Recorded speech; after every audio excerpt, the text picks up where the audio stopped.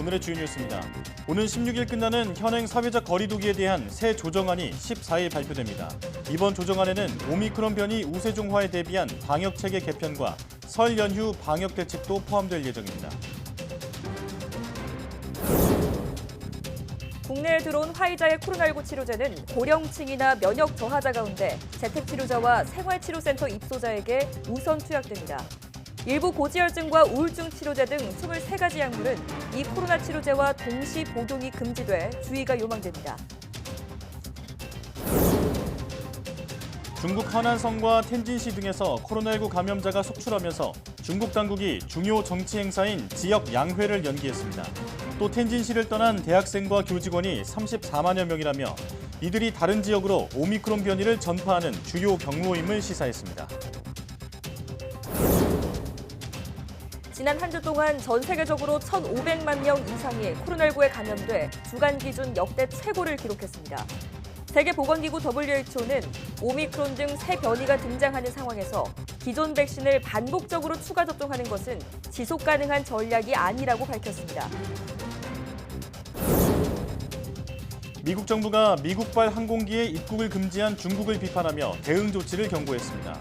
중국은 다음 달 베이징 동계올림픽을 앞두고 미국과 프랑스, 캐나다 등의 항공편 입국을 금지하는 등 초강력 방역 대책을 가동 중입니다.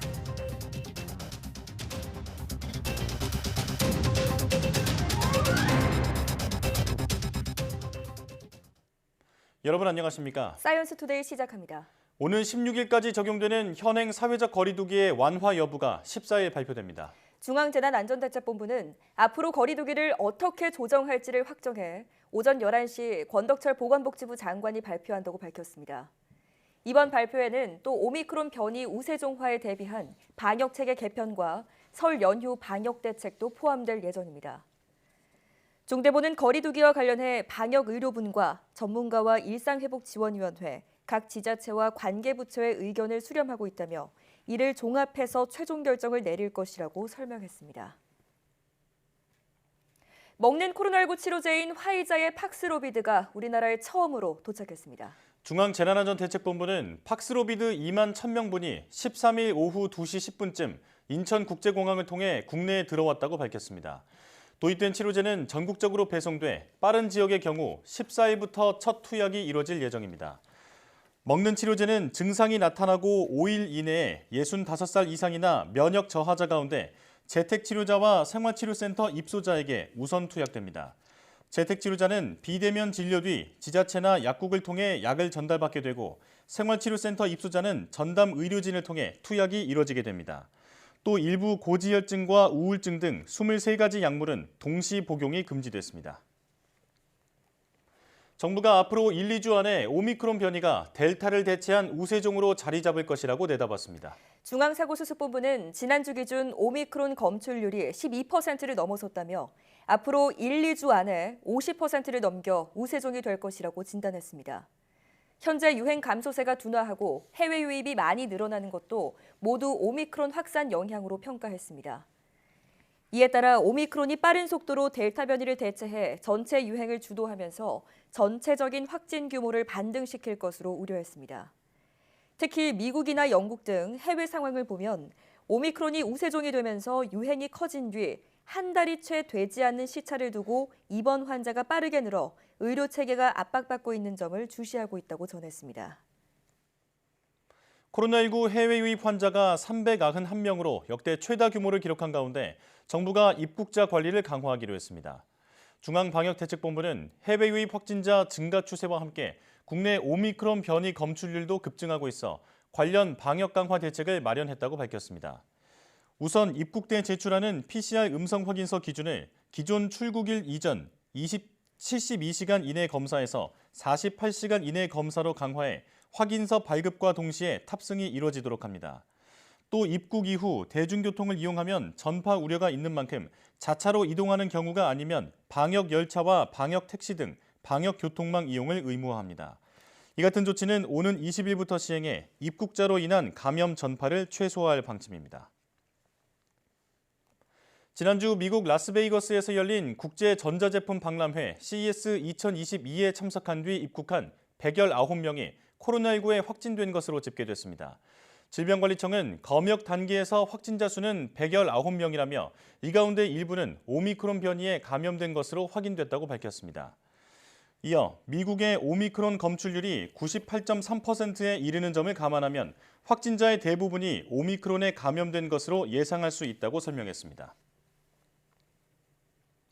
백신을 맞은 뒤 건강 이상이 우려되는 경우 보건소에서 방역 패스 예외 확인서를 받을 수 있는데요. 기준이 너무 까다로워 예외를 인정받는 건 하늘의 별 따기란 불만이 나옵니다. 황보혜경 기자가 보도합니다.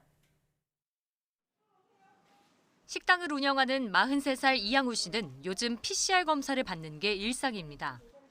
어깨를 다친 뒤 1년 가까이 염증 치료를 받으며 백신 접종을 미뤄왔는데 방역 패스가 도입되면서 다닐 수 있는 곳이 크게 줄었기 때문입니다. 백신 접종 후 통증 악화가 우려된다는 의사 소견서를 들고 보건소를 찾았지만 방역 패스 예외 대상자가 아니라며 거절당했습니다. 이제는 마트에서 식자재 사는 것조차 어려워져 착잡한 마음입니다. 몸이 건강한 사람이 예외 확인서를 요청한 게 아니라 의사의 소견을 가지고도 요청했는데 이렇게 반려되고 장보러 다니려면 이거 PCR 검사를 일주일에 일단은 2번 이상은 해야지. 백신 접종 뒤 이상 반응이 나타났는데도 예외 대상자로 인정되지 않는 경우도 있습니다. 24살 서기성 씨는 지난해 7월 화이자 1차 접종 뒤 앞이 보이지 않을 정도로 얼굴이 심하게 붓고 온몸에 두드러기가 났습니다. 병원에선 백신 부작용으로 보인다며 2차 접종 예약까지 취소시켰지만 방역당국 판단은 달랐습니다. 백신 접종과의 인과성이 인정되지 않아 방역 패스 예외 대상자가 아니라고 본 겁니다. 이 부작용이 목으로 갈 수도 있다고, 목으로 만약에 오면 호흡곤란이 올 수도 있어서 조심해야 된다고 말씀하셨어요. 이런 상황에서도 저는 예외자로 등록도 안 되고 백신하고 관련도 없다고 하니까 되게 많이 힘들었습니다. 질병관리청은 방역 패스 예외 확인서 발급 대상을 아나필락시스 같은 접종 후 중대한 이상 반응자, 항암제나 면역 억제제 투여자, 백신 구성 물질에 대한 알레르기 이력 등으로 제한하고 있습니다. 의사 소견서는 인정하지 않는다고도 명시해 두었습니다. 하지만 개개인의 몸 상태에 따라 접종이 미칠 영향을 예단할 수 없는 상황에서 지나치게 까다로운 기준이란 지적이 나옵니다. 다양한 여러 가지 백신 관련된 부작용이 있을 수가 있는데 아주 확정적으로 확인된 4가지 경우 이외에는 인정을 안 해주니까 이분들이 백신 맞기 싫은 것도 아니고. 반면 예외 대상자 범위를 넓힐 경우 감염 위험이 더욱 커질 수 있다는 목소리도 적지 않습니다. 물론 백신을 못 맞으신 분들의 입장을 이해는 합니다만 그만큼 감염 위험도는 높아진다 이렇게 보고 있고 향후에 오미크론이 더 확산을 하게 되면 더 위험성은 높아진다 이렇게는 보고 있습니다. 질병관리청은 현행 기준이 안전한 다중이용시설 이용을 위한 조치라면서도 백신 접종 연기 사유를 늘릴지 검토하고 있다고 밝혔습니다. YTN 황보혜경입니다. 지난주 전 세계적으로 1,500만 명 이상이 코로나19 확진 판정을 받아 주간 기준 역대 최고치를 기록했습니다. 세계보건기구 WHO 기술자문그룹은 코로나19의 새로운 변이가 등장하는 상황에서 기존 백신을 반복적으로 추가 접종하는 것은 실행 가능한 전략이 아니라고 밝혔습니다. 강성옥 기자가 보도합니다. 세계보건기구 주간 통계를 보면 지난 3일부터 9일까지 보고된 전 세계 신규 확진자 수는 1,515만 4천여 명으로 집계됐습니다. 한 주 전보다 55%나 증가한 것으로 주간 기준으로는 사상 최다를 기록했습니다. 사망자 수는 4만 3,400여 명으로 한 주 전보다 3% 늘었습니다. 국가별 확진자 수는 미국이 한 주 전보다 73% 증가한 460만여 명으로 가장 많았습니다. 프랑스와 영국, 이탈리아, 인도가 그 뒤를 이었습니다. 지역별 증가율은 동남아시아가 418%로 최고였고 아메리카는 78%, 유럽은 31%의 증가율을 보였습니다. 아프리카는 유일하게 11% 감소했습니다. 다만 아프리카는 사망자 수가 84% 증가해 유럽과 동남아시아가 감소세를 보인 것과 대비됐습니다. 이런 가운데 세계보건기구 기술자문그룹은 코로나19의 새로운 변이가 등장하는 상황에서 기존 백신을 반복적으로 추가 접종하는 것은 지속 가능한 전략이 아니라고 밝혔습니다. We have not seen yet data with respect to a fourth dose, and we would like to see this data before we can make any recommendation. But at the same time, we are rather concerned about a strategy that entangles repeated vaccination within a short term. WHO는 오미크론 변이와 같이 전염성이 강한 새로운 코로나19 변이에 대응하기 위해서는 새 백신이 개발될 때까지 기존 백신을 개량할 필요가 있다고 주장했습니다. 궁극적으로는 코로나19 중증도와 사망을 막을 뿐만 아니라 감염과 전파의 효과가 큰 새로운 백신이 개발돼야 지역사회 전파를 막아 방역 조치 강도를 낮출 수 있을 것이라고 밝혔습니다. YTN 강성욱입니다. 미국은 미국발 항공기의 입국을 금지한 중국을 비판하며 대응 조치를 경고했습니다. 미국 교통부 대변인은 현지 시각 12일 중국의 조처는 미중 항공교통협정의 의무사항에 부합하지 않는 것이라고 밝혔다고 로이터 통신이 전했습니다. 이 대변인은 또 우리는 중국 정부와 이 문제를 놓고 접촉하고 있으며 적절한 규제 조처를 할 권리가 있다고 말했습니다. 중국은 미국에서 중국으로 가는 6편의 항공편 중단을 명령하는 등 이달 들어 취소된 항공편만 70편에 이르고 있습니다. 중국이 다음 달 베이징 동계올림픽을 앞두고 초강력 방역 대책을 가동 중인 가운데 미국에서 온 항공기 승객 중 코로나19 확진자가 속출하자 취한 조처입니다. 지난해 미국 경찰관들의 사망 원인 1위는 코로나19였던 것으로 나타났습니다. 뉴욕타임스는 현지 시각 12일 전국 법 집행요원 추모 펀지의 보고서를 인용해 2년 연속으로 경찰관이 순직하게 된 최대 원인으로 코로나19가 꼽혔다고 보도했습니다. 보고서를 보면 지난해 미국에서 공무집행 중 순직한 연방정부, 주정부, 지역경찰관은 모두 458명으로 90여 년 만에 최고치자 전년인 2020년보다 55%나 증가한 수치였습니다. 이 가운데 301명이 코로나19로 사망했습니다. 보고서는 이들 경찰관은 공무를 수행하던 중 코로나 바이러스에 직접 노출돼 사망한 것으로 보고됐다고 전했습니다.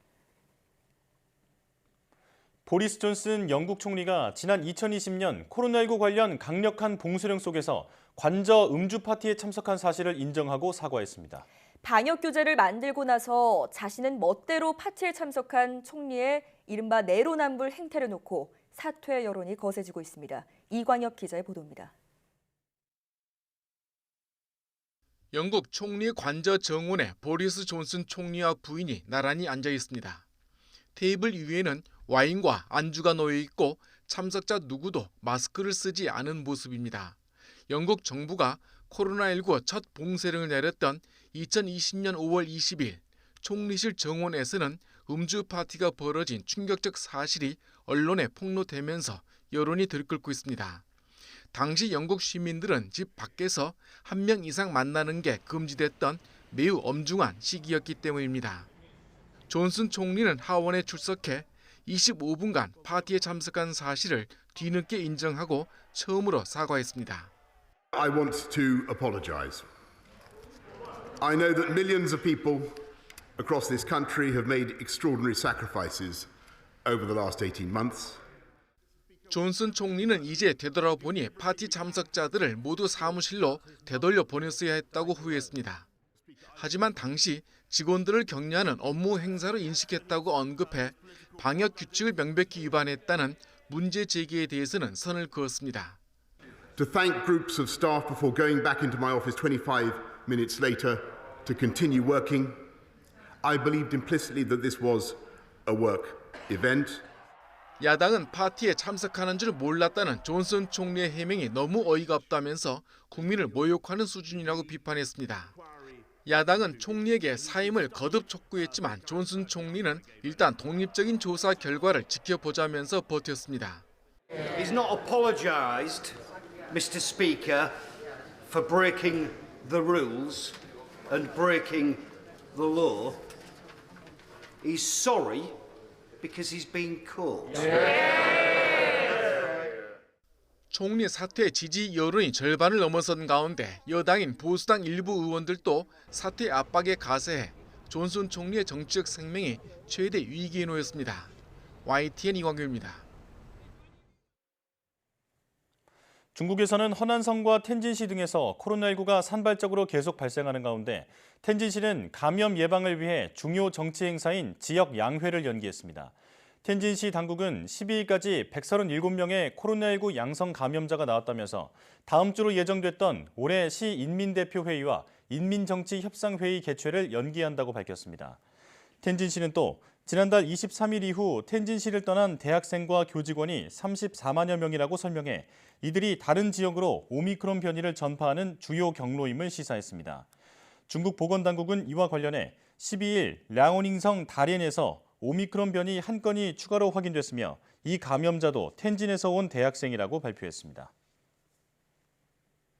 홍콩에서 코로나19 오미크론 변이 바이러스가 아파트의 화장실 배기관을 통해 수직으로 전파됐을 가능성이 제기됐습니다. 홍콩 공영방송 RTHK는 홍콩 노스포인트 지역의 한 아파트 단지에서 12일 14가구에 대해 주민 소개령이 내려졌다면서 이같이 보도했습니다.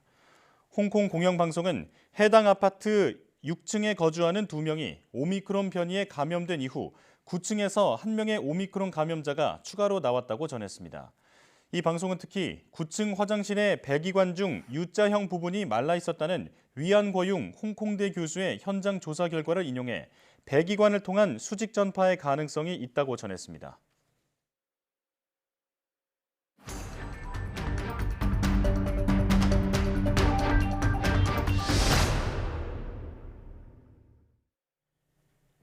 먹는 코로나19 치료제가 국내에 도입되면서 게임 체인저가 될 수 있을지 기대를 모으고 있습니다.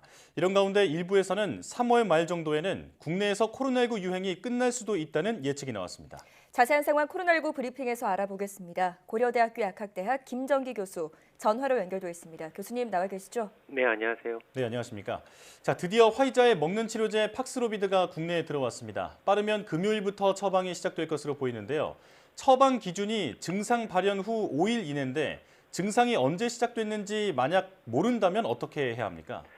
무증상 감염이 아니고 일단 증상 발현이 있다면, 즉 증상 정도를 떠나 유증상 감염이라고 가정을 하면 사실 증상이 언제부터 있었는지를 인지하지 못할 수는 없을 것 같습니다. 경우에 따라서는 정확하진 않지만 대략 언제쯤부터 호흡기 유사 증상이 있었는지 정도는 알 수가 있을 것 같거든요. 따라서 그 시점부터 카운트를 하시면 될 것 같습니다. 만약에 인지하지 못할 정도의 증상 발현 기간이 있었다라고 하면 사실 증상 발현 기간이라고 할 수도 없는데요. 해당 기간은 잠복기로 보는 게 더 타당하지 않을까 이렇게 생각을 하고 있습니다. 따라서 이 부분을 참조하시면 좋지 않을까 이렇게 생각을 하고 있습니다. 네. 자, 이 약을 제대로 복용하면 코로나19 환자의 중증 또는 입원 사망 위험을 크게 낮춰서 게임 체인저로서의 기대를 받고 있는데요. 하지만 같이 먹으면 안 되는 약물 성분으로는 28가지, 또 약의 종류로는 23가지나 되던데 이 약에 대한 부작용은 어떤 건가요? 임상시험 단계에서 대부분의 부작용은 경미한 부작용으로 알려져 있습니다. 다만 부작용 사례 중 약 1.7% 정도는 비교적 심각한 부작용이었다라고 알려지고 있는데 팍스로비드는 기본적으로 간독성하고 신독성이 있습니다. 그렇기 때문에 어떤 간에 이상이 있으신 분들이나 아니면 심장에 이상이 있으신 분들은 일단 사용에 상당히 주의를 해야 된다라고 보고 있고요. 임상시험 단계에서의 대표적인 부작용은 미각 저하, 설사, 오심, 근육통, 고혈압 정도로 알려져 있는데 일단 고혈압이 포함되어 있습니다. 따라서 고혈압 환자들은 팍스로비드 복용 기간 중에는 혈압 상태를 세심하게 체크할 필요가 있다라고 생각을 하고 있고요. 그리고 팍스로비드는 분홍색 알약인 니르마트렐비르 두알하고 흰색의 리토나비르 한 알로 구성되어 있습니다. 이 중에 리토나비르는 기존의 에이즈 환자 치료제로 사용된 약물이거든요. 정도의 차이는 있으나 모든 약물은 부작용을 나타낼 수 있다라고 보시면 될 것 같고 일단 리토나비르 같은 경우에는 WHO 필수 의약품 목록에 등재돼 있을 정도로 상당히 안전한 의약품 중에 하나로는 알려져 있습니다. 다만 다양한 부작용이 나타날 수 있다라고도 알려져 있고 특히나 고혈당을 유발할 수가 있다라고 알려져 있거든요. 따라서 앞서 말씀드린 고혈압과 더불어 복용 기간 중간에 혈당에 큰 변화가 있는지 특히 당뇨병 환자분들 같은 경우에는 세심히 살필 필요가 있다. 않을까라고 생각을 하고 있습니다. 예. 자, 고혈압과 당뇨병을 앓고 있는 분들은 이 약을 복용하실 때 조금 더 주의를 기울여야겠다 이런 생각이 드는데요. 자, 기존 백신보다 안전하다는 평가를 받는 노바백스 백신도 사용이 승인됐습니다. 노바백스는 전통적인 방식의 백신이라서 부작용 우려가 적고 또 거부감도 덜할 것으로 기대가 되는데요. 그런데 노바백스 백신을 교차 접종이나 3차 접종용으로는 활용하지 못한다고 하는데 이건 왜 그런 겁니까? 제 개인적인 소견으로는 교차 접종이나 3차 접종에도 큰 문제는 없을 것으로 생각은 됩니다. 네. 하지만 아직 교차 접종이나 3차 접종에 대한 임상시험이 완료가 되지 않았거든요. 네. 그렇기 때문에 기본적으로 미접종자들에 대한 1, 2차 접종만 이루어진다라고 보시면 될 것 같고요. 여기에 아직 국내에서 미접종 상태이신 분들은 보통은 mRNA 백신에 대한 부작용 우려로 접종을 못 받고 계신 분들이 대부분이거든요. 네. 따라서 3차 접종보다는 미접종자에 대한 기본 접종이 보다 더 시급하다라고 보건당국이 판단을 했다라고 보시면 될 것 같습니다. 네. 국내 접종이 시작된 이후에는 보건당국의 단기 사후 모니터링이 반드시 이루어질 거다라고 생각을 하고 있는데 예. 일단 단기 사후 모니터링에서 안전성이 보다 더 검증이 된다라고 하면 노바백스는 정식 사용 승인이거든요. 그렇기 때문에 조만간 오프라벨, 즉 허가 외 사용 차원에서 말씀하신 부스터샷이나 아니면 추가적으로 청소년들에 대한 접종 확대도 이루어지지 않을까라고 생각은 하고 있습니다. 네.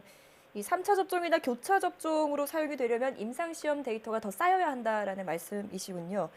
자, 또 한편 이스라엘에서는 4차 접종이 이미 이루어지고 있고 국내에서도 단계적 4차 접종 이야기가 나온 바 있죠. 하지만 유럽의약품청에서는 이런 잦은 부스터샷이 오히려 면역력 저하를 가져올 수 있다 이렇게 경고를 했는데요. 이건 무슨 뜻인가요? 이 부분은 말씀하신 것처럼 유럽의약품청 EMA가 3, 4개월마다 반복적으로 추가 접종할 때는 면역 체계가 약화될 수 있다라고 경고한 부분인데요. 네.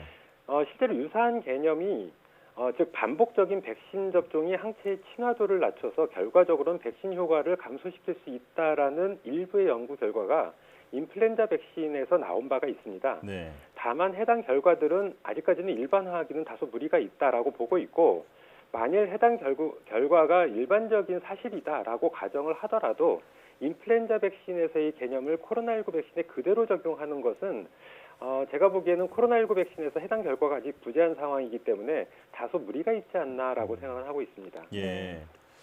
자, 정부 치료 전문기구인 신종감염병 중앙임상위원회에서 오미크론 변이가 기존 코로나19와는 완전히 다른 바이러스가 됐다고 밝혔습니다. 그래서 코로나22로 불러야 한다고도 밝혔는데요. 왜 다른 바이러스라고 보는 겁니까? 가장 대표적인 근거는 국립중앙의료원에서 지난해 12월 4일부터 17일 사이에 오미크론 감염자 40명을 대상으로 임상 증상을 분석한 결과가 있습니다. 예. 해당 결과에 따르면 한 절반에 가까운 19명 정도는 무증상이었다라고 알려지고 있고요.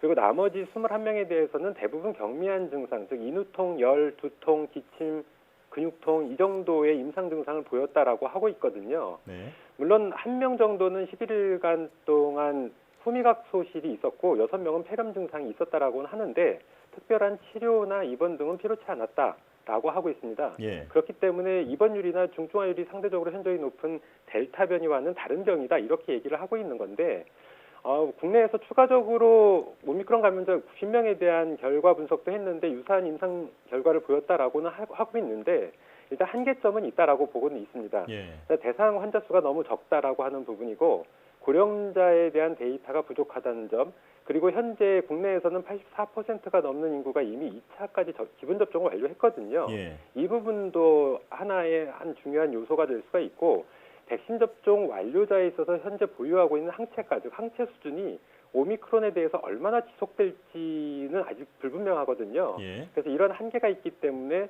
지나치게 낙관하는 것은 금물이다라고는 생각을 하고 있습니다. 네. 예.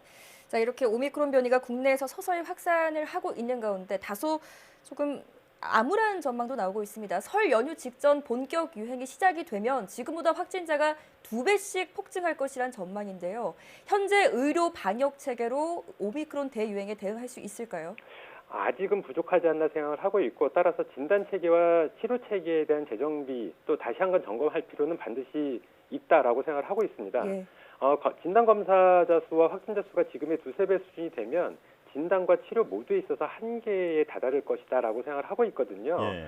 따라서 PCR 검사 역량을 넘어서는 진단 검사자가 발생을 하게 되면 부득이 신속 항원 검사 방식을 병용할 수밖에 없고 확진자도 1,000명이 아닌 10,000명 단위로 발생을 하게 되면 입원 치료 환자들이 상당히 늘어날 거다라고 생각을 하고 있거든요. 네. 그렇기 때문에 이분들을 입원해서 치료할 수 있는 시설에 대한 확보도 지금보다는 더 필요하지 않나. 더불어서 의료 인력 등이나 여러 가지 장비들도 필요하지 않나 생각을 하고 있습니다. 예.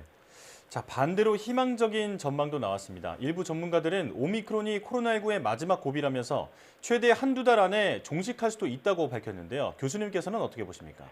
글쎄요. 이 부분에 대해서는 다소 의아한 부분이 없지 않아 있다라고 생각을 하고 있습니다. 예. 그러니까 유행 당시에 사회적 거리두기 단계가 가장 중요하다라고 보고 있는데 방역 강화를 시키게 되면 오랫동안 지속이 될 거고 반대로 방역을 크게 약화시키면 단기간에 종식이 되겠지만 피해가 상당할 거다 이렇게 보고 있거든요. 네. 가장 중요한 부분은 경구용 치료제인 팍스로비드의 수급 상황이 가장 중요하다라고 보고 있고 더불어서 국내에서 수백만 명에 달하는 미접종자분들에 대한 지금 앞서 말씀하신 노바백스 백신 접종 속도가 상당히 중요하다라고 보고 있습니다. 예. 그래서 백신 접종에 있어서도 노바백스 백신의 수급 상황이 관건이거든요. 그렇기 때문에 이 부분이 어떻게 진행이 되느냐 그리고 당시의 사회적 거리두기를 어떻게 할 거냐에 따라서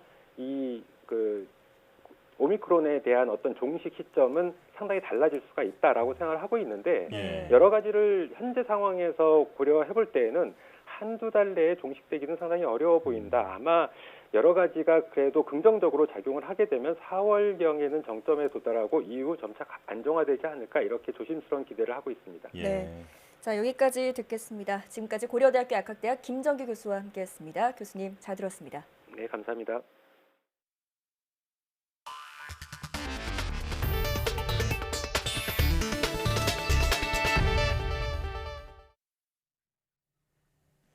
세종의 한 종합병원에서 무선 장치 등을 활용해 입원 환자의 심전도를 측정하고 실시간으로 감시하는 스마트 병동을 새롭게 선보였습니다. 아직 허가 절차가 남아있지만 심장 이상 징후를 조기에 발견하는 데 도움이 될 것으로 기대되고 있습니다. 이상곤 기자입니다. 가슴에 부착한 무선 장치가 환자의 심전도를 측정합니다. 이렇게 모인 환자들의 심장박동 정보는 의료진이 보는 화면에 곧바로 표시되고 이상이 감지되면 빨간색으로 알려줍니다. 일반 병실에 입원한 환자들을 대상으로 최대 일주일 동안 심전도를 측정할 수 있도록 한 스마트 병동입니다. 측정된 생체 신호를 의료진이 실시간으로 확인하고 인공지능이 심정지 등 이상 반응을 조기에 감지할 수 있도록 만들어졌습니다. 병실에 일일이 돌아다니면서 환자 상태를 확인해야 했는데 이제는 중앙 간호사실에서 많은 환자의 정보를 확인할 수 있어서 응급 상황에 더 신속하게 대처할 수 있을 것 같습니다. 기존 심전도 측정 장비는 환자들이 장치에 연결된 채 꼼짝없이 누워 있어야 하고 단시간에 측정된 정보만으로 부정맥 등 이상 신호를 감지해야 해 한계가 있었습니다. 의료진은 스마트 병동 구축으로 병원 내 심정지 사망을 조기에 예방하고 환자들에게도 더 나은 의료 서비스를 제공할 수 있을 것으로 내다봤습니다. 좀 더 중한 환자에 선별적으로 이제 치료나 시간 투여를 할 수 있게 됨으로써 이제 전반적인 환자 안전도가 올라갈 것으로 기대가 되고 체온과 호흡 측정에도 확대 적용할 계획인데 환자들의 생체 정보는 별도의 저장 장치에 보관됩니다. 이렇게 모인 정보를 인공지능이 분석하면 질병 예측도 가능할 것으로 의료진은 기대하고 있습니다. 앞으로 이 환자가 병이 생길 수 있나 없나 그런 부분도 우리가 AI라든가 데이터를 통해서 알게 되겠죠. 그렇게 되면은 질병을 기존에는 진단을 하고 처방하는 쪽에서 앞으로는 예측하고 예방하는 쪽으로 발전할 수 있을 겁니다. 이번에 새롭게 선보인 스마트 병동은 식품의약품안전처 등 관계기관의 허가 절차를 마치는 대로 가동에 들어갈 예정입니다. YTN 이상곤입니다. 금융당국의 강력한 대출 규제와 연말 상여금 유입 등으로 지난해 12월 은행의 가계대출이 2천억 원 감소했다고 한국은행이 밝혔습니다. 가계대출 가운데 주택담보대출은 2조 원 늘어난 데 비해 신용대출이 대부분을 차지하는 기타 대출이 2조 2천억 원 줄어 전체적으로 가계대출은 2천억 원 감소했습니다. 12월 기준 가계대출 감소는 지난 2004년 1월 관련 통계가 작성된 이후 처음이고 기타 대출 2조 2천억 원 감소도 통계 작성 이후 최대치라고 한국은행은 설명했습니다. 11월에 9조 1천억 원 증가했던 기업 대출은 12월엔 2조 8천억 원 감소한 것으로 나타났습니다. 지난해 재정당국의 예상보다 더 거친 국세 수입이 8조 원 이상 또 추가됐습니다. 기획재정부 고강효 조세총괄 정책관은 지난해 11월까지 9조 1천억 원의 초과 세수가 발생했다며 12월에 거친 세수가 전년 동월에 17조 7천억 원보다 소폭 증가할 것으로 예상되는 점을 감안하면 지난해 연간 초과 세수는 당초 예상한 19조 원 안팎보다 더 증가할 것으로 전망한다고 밝혔습니다. 이는 지난해 11월 기준 초과 세수 9조 1천억 원에 17조 7천억 원을 더해 초과 세수 규모가 최소 26조 8천억 원을 넘을 것이라는 의미입니다. 이에 따라 2021년 세입 예산과 비교하면 60조 원 안팎의 세수가 더 거칠 것이란 전망이 나오고 있습니다. 지난해 12월 소비자 물가지수가 40년 만에 최대폭인 7%나 급등하는 등 새해 들어서도 미국의 물가 오름세가 심각한 것으로 나타났습니다. 금리 인상 시기가 빨라져 3월부터 이루어질 수 있다는 전망에 힘이 실리고 있습니다. 워싱턴 강태욱 특파원의 보도입니다.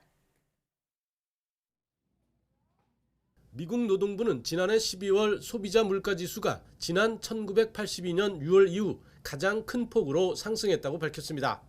전월인 11월의 6.8%보다 큰 7%입니다. 다만 전월 대비로는 0.5% 올라 11월 0.8%보다 오름폭이 둔화했습니다. 주거비와 중고차, 식료품이 지난달 물가 상승을 주도한 것으로 나타났습니다. 특히 물가 급등의 주범으로 꼽히는 중고차 값은 전월보다 3.5%, 지난해 같은 달보다 37.3% 치솟았습니다. 공급망 차질과 상품 수요 쏠림 현상으로 빚어진 인플레이션 사태가 최근 오미크론 변이로 더욱 심각해지고 있는 겁니다. But the pandemic itself has and continues to disrupt the supply chain. And so when you have an elevated level of demand, but the supply can't keep up, that is a recipe for price increases. And sure enough, that's what we're seeing. 여기에 부족 상태인 노동력 공급이 오미크론 변이 확산으로 더욱 줄어들면서 비용 상승을 부채질했다는 분석입니다. 기업들이 부족한 일손을 채우느라 급여를 올리면서 소득이 늘어난 가계의 씀씀이가 커졌고 기업은 불어난 인건비를 감당하려 상품 가격을 올리면서 물가 상승의 악순환이 일어나고 있다는 겁니다. 중앙은행인 연방준비제도는 인플레이션 억제를 최대 과제로 천명했습니다. We will use our tools to support the economy and a strong labor market and to prevent higher inflation from becoming entrenched. 이에 따라 이르면 3월 기준금리 인상을 시작할 것이라는 관측이 더욱 탄력을 받고 있습니다. 시장은 물론 최근 연준 내부에서도 3월 금리 인상 시작을 촉구하는 공개 발언이 잇따르고 있습니다. 연준은 올 한 해 3차례 인상을 시사했는데 시장에서는 4차례 이상 이루어질 것이란 전망까지 나오고 있습니다. 워싱턴에서 YTN 강태욱입니다.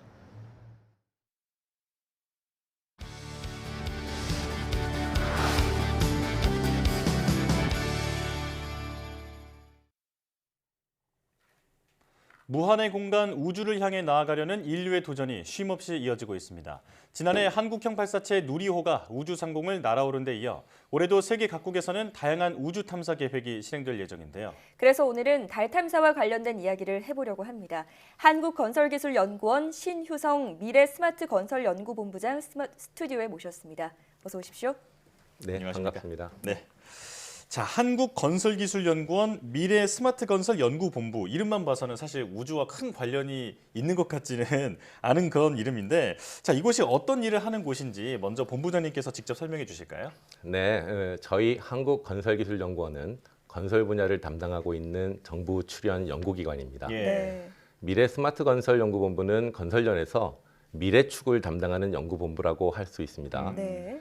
디지털 전환을 주제로 스마트 건설 구현에 필요한 융복합 기술 개발과 우주와 남극, 북극과 같은 극한 환경에서 필요한 건설 기술도 개발을 하고 있습니다. 그렇군요. 네. 자, 건설기술연구원이 연구하는 많은 분야 중에서도 오늘 좀 특별한 분야를 한번 집중적으로 얘기해 보려고 오늘 모셨는데요. 우주산업 관련 특별한 시설을 운용 또 연구하신다고 들었습니다. 바로 인공달이라고 불리는 곳인데 어떤 시설인지 좀 직접 설명을 해주시겠어요? 네, 저희 연구원에서는 인공달이라고 불리는 집안열 진공 챔버 시설이 마련되어 있습니다. 네. 달 지상 탐사 기술을 지원하기 위해 달에서 사용할 기술이나 장비들을 검증할 수 있는 공간을 조성한 것인데요. 우리가 달에 직접 가서 건설 장비를 작동해보고 제대로 작동하는지 확인하면 좋은데 현실적으로 불가능하지 않습니까? 그렇죠. 달의 지상 환경을 그대로 재현해서 달 탐사 기술 장비들을 검증할 수 있는 장비와 검증 기술 서비스를 제공을 하고 있습니다. 예, 달의 환경을 이 지구에서 그대로 재현하셨다고 하는데 잘 언뜻 그려지지 않거든요. 구체적으로 어떤 환경을 재현하신 건가요? 네, 우선 달 지상 환경부터 설명을 드려야 될 것 같습니다. 네. 달의 지상은 지구와는 달리 진공 상태입니다. 또 달의 낮과 밤은 지구 시간으로 14일씩, 지구에서의 한 달이 달의 하루가 되는데요. 예. 달은 대기가 없어서 밤 시간에는 영하 190도까지도 떨어지고 예. 낮에는 영상 150도까지 오르게 됩니다. 네. 더욱이 달 표면에는 아주 고운 월면토가 두텁게 깔려 있는데요. 네. 이러한 월면토는 항상 정전기가 충전되어 있는 상태로 있습니다. 따라서 우주인이나 장비들이 착륙하면 바로 달라붙게 되죠. 이러한 달 지상 환경들은 우주인들의 유인 탐사 활동뿐만 아니라 로버와 같은 무인 이동체, 로봇 및 다양한 탐사 장비들이 운영과 유지를 매우 힘들게 합니다. 네. 저희는 달 지상 탐사 기술을 지원하기 위해서 세계 최초로 정전기가 충전된 월면토를 넣어 검증 시험을 할 수 있는 중대형 지발용 진공 챔버를 개발을 했습니다. 챔버 내부 공간은 50세제곱미터 정도 되고요.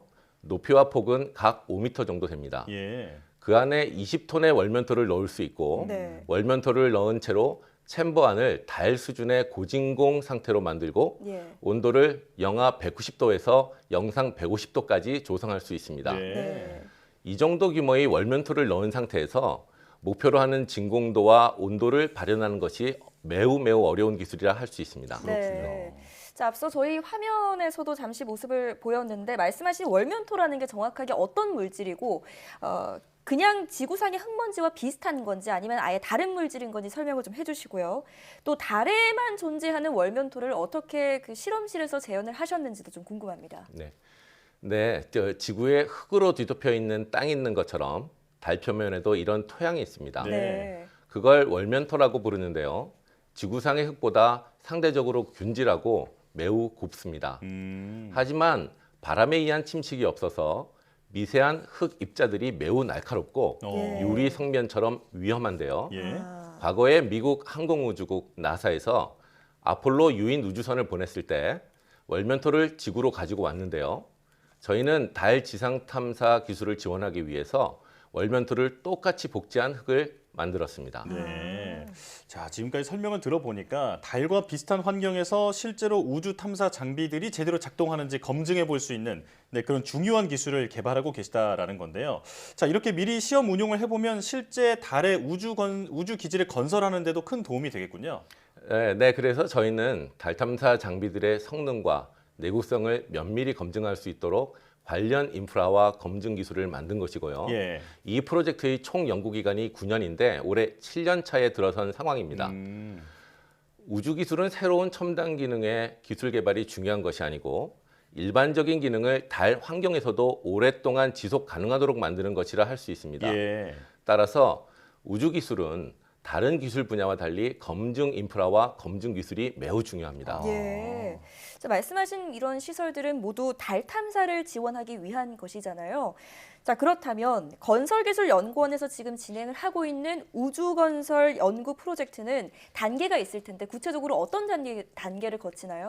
일반적으로 건설은 조사, 설계, 시공, 유지관리 단계로 진행이 되는데요. 네. 현재 진행 중인 우주건설 원천기술 개발 연구 프로젝트에서는 먼저 달의 지형 정보를 달 탐사선인 로보의 영상 정보로 파악하게 됩니다. 네. 달에는 태양의 빛이 닿지 않는 영구 음영 지역이라는 곳이 있는데 이런 아주 낮은 조도 조건에서도 실시간으로 3차원 지형 정보를 구축할 수 있는 기술을 개발을 하고 있습니다. 또한 지하를 조사하기 위해서 아주 적은 50W 이내의 전력으로 견고한 지하 지층을 무발력으로 1m까지 시추할 수 있는 무인 시추기를 개발을 했습니다. 저희는 달의 영구 음영 지역과 환경이 비슷한 남극 장보고 기지에서 테스트를 진행을 했는데요. 네. 시추기에서 발생된 기계 정보를 이용을 해서 지하 지반의 강도를 추정할 수 있는 기술도 개발 중에 있습니다.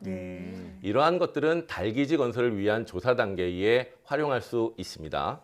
추가로 기지 건설을 위해서는 블록이나 시멘트 같은 건설 재료가 필요한데 비용 문제로 지구에서 가지고 갈 수가 없어요. 달의 흙은 도자기처럼 구워 블록을 만들어내는 건설 재료 소고기 기술도 개발을 하고 있습니다. 저희는 월면토를 이용을 하고요. 지금 제가 만든 월면토입니다. 저희가 만든 월면토입니다. 신기하게 생겼네요. 네, 시멘트 가루 같기도 하고요. 이 월면토를 구워내기 위해 우리 일상생활에서 사용하고 있는 마이크로웨이브, 즉 전자레인지를 사용을 합니다. 현재 물과 같은 별도의 첨가물 없이 마이크로웨이브만을 활용해 10cm 정도의 크기까지 블록을 구워내는 데 성공을 했고요. 마이크로웨이브를 이용한 방법으로는 세계에서 가장 큰 블록이라 말씀드릴 수가 있습니다. 이게 달에 있는 그 흙이다 이런 생각이 드니까 또 굉장히 신기하게 바라보게 되는데요. 자, 그렇다면 지금 우리나라의 우주 건설 기술 분야의 그 수준이 세계적 수준과 비교하면 어느 정도 올라와 있을까요? 네, 저희가 진행하고 있는 우주 건설 관련 기술 개발 연구는 국내에서 유일하게 진행되고 있어서 한국은 비교 대상이 없습니다. 해외 기관들 중에는 이와 관련된 연구를 진행하는 곳이 미국의 나사, 유럽의 에사 등 각국의 우주국들이 있는데 아까 전에 잠시 소개해드린 지반열 진공 챔버는 미국 나사에도 없는 세계 최초이자 최대 규모의 검증 시설이라 말씀을 드릴 수가 있습니다. 전통 우주 분야라 할 수 있는 발사체와 위성 분야와는 달리 달 지상 탐사, 특히 우주 건설 관련된 분야는 나사 등을 포함한 유수의 우주국에서도 최근에 연구를 시작을 했고요. 저희도 늦지 않습니다. 우리가 확보한 연구 성과물만으로도 세계 최고 수준이라 할 수 있습니다. 하지만 근래 들어서 나사의 아르테미스 등과 같이 미국, 중국 등 많은 우주국들이 달 지상 탐사 및 우주기지 건설을 위한 국제 협력 미션들을 경쟁적으로 발표를 하고 있습니다. 매우 공격적인 투자와 관심을 보이고 있습니다. 따라서 우리도 경각심을 좀 가지고 빨리 유관 연구기관들의 연구 인프라들을 모으고 협력 체계를 구축해야 하고 정부의 관심과 투자 집중력이 발휘되어야 할 때라 생각이 됩니다. 사실 우주 건설 같은 미래형 건설 기술은 로봇, 또 인공지능, 차세대 통신 기술이 이제 전체적으로 총집합한 그야말로 첨단 산업의 결정체라고 할 수 있을 것 같은데요. 이 융합 연구를 위해서 어떤 노력을 좀 하고 계십니까? 일단 저희는 그 6곳의 출연 연구 기관들과 협의체를 구성해서 공식 협약을 맺고 공동 이슈에 대해 고민하고 외부 대응을 하고 있습니다. 현재 학계와 협력하기 위한 학연 프로그램을 운영하고도 있고요. 연구원 내에서도 다양한 부서들이 함께 모여서 융복합적 연구를 수행하는 데 노력을 하고 있습니다. 그리고 전통적인 토목 분야 인재 외에도 IT, 로봇, 화학 분야의 핵심 인재들을 직접 채용을 해서 융합 연구를 이어가고 있습니다. 자, 우주 건설 분야에서 우리가 세계 최고 수준의 기술력을 가지고 있다라고 말씀해 주시니까 자부심이 느껴지는데요. 자, 앞으로의 계획과 포부도 들려주시죠. 현재까지 저희 연구원은 사회적 현안에 대응하기 위한 기술적 대응과 기술 첨단화, 고도화 연구는 꽤 잘해왔다고 생각을 합니다. 약간의 아쉬움이 있다면 새로운 건설 시장을 만들어내고 남들이 가보지 않은 새로운 영역에 도전하는 미래축의 연구는 상대적으로 부족하지 않았나 생각이 듭니다. 이러한 맥락에서 현재 진행 중인 우주건설 연구와 같이 건설의 영역을 달이나 화성까지 확장해 나가고 건설 생산성을 획기적으로 향상시키기 위한 자동화, 정보화 연구를 가속화시킬 예정입니다. 제가 오늘 방송에서 말씀드린 연구 성과물들은 앞으로 도래할 나사 아르테미스 미션과 같이 국내외 달 지상 탐사 미션에 있어 경쟁력을 갖추는 중요한 기반이 될 것이라 생각이 됩니다. 네. 오늘 달 탐사 기술에 대해서 구체적으로 짚어봤는데요. 앞으로도 우리나라가 우주 강국으로 좀 한 걸음 더 도약할 수 있는데 힘써 주시기 바랍니다. 지금까지 한국건설기술연구원 신효성 미래스마트건설연구본부장과 함께했습니다. 오늘 나와주셔서 고맙습니다.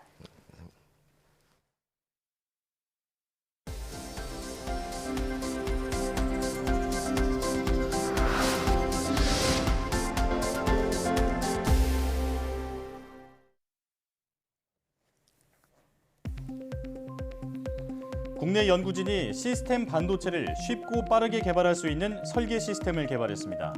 한국전자통신연구원은 CPU 구조와 IP 등이 오픈소스로 공개된 리스크5 기반의 반도체 칩을 쉽고 빠르게 설계할 수 있는 플랫폼을 개발했다고 밝혔습니다. 이 플랫폼은 목표 성능에 적합한 IP를 선택한 뒤 설계 버튼만 누르면 손쉽게 반도체를 설계할 수 있으며 초저전력 기술이 적용돼 있어 전력 소모도 약 35%까지 절감할 수 있습니다.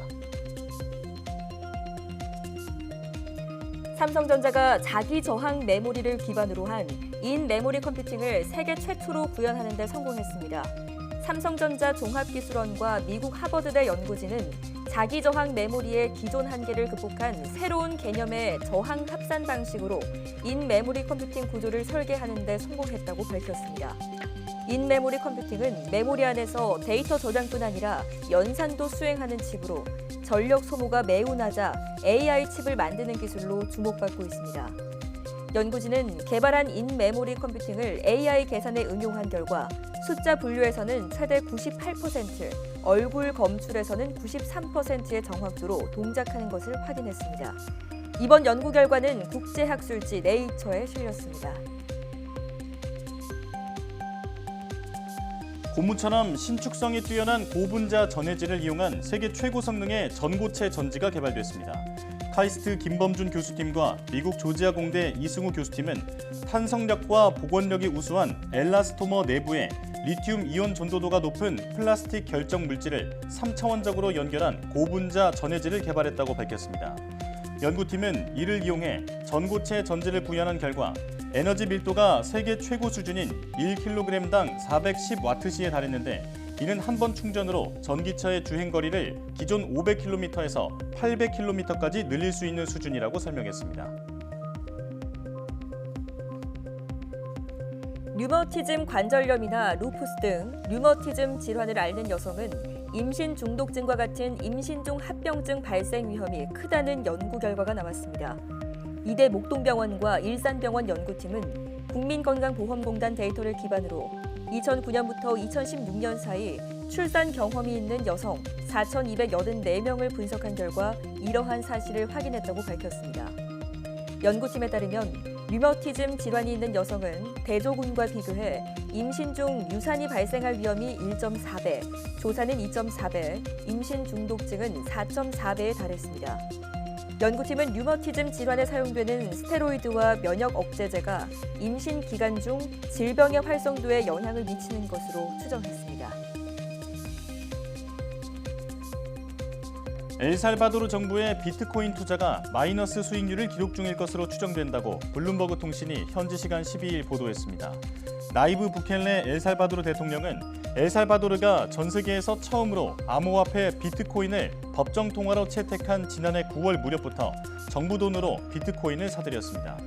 엘살바도르 정부는 비트코인 매수 시점과 단가 등을 공개하고 있지 않지만 블룸버그는 부켈레 대통령이 트위터를 통해 공개한 내용을 토대로 최소 1,391개의 비트코인을 사들였다고 계산했습니다.